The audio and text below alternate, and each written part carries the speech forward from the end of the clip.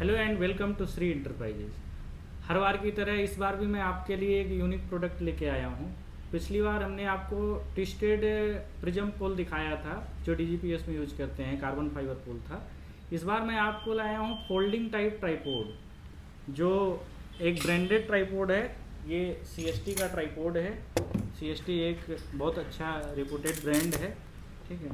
तो जब कभी आप अकेले कहीं पर ट्रेवलिंग करके सर्वे के लिए जा रहे हैं, उस टाइम पे ये ट्राइपोड आपके बहुत काम का होने वाला है। इसमें क्या है, ये लॉक लगे हुए हैं जिससे ये फोल्ड होता है, ठीक है।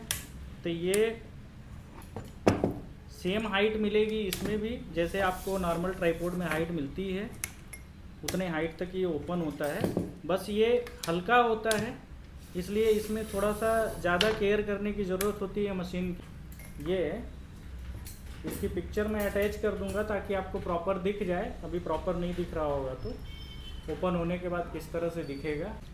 तो इस ट्राइपोड को परचेज करने के लिए आप मुझे कांटेक्ट कीजिए 9589168914 पे। और ये स्टॉक में बहुत कम आया है, इसलिए जितना जल्दी आप परचेज कर लेंगे आपके लिए उतना बेहतर होगा। धन्यवाद।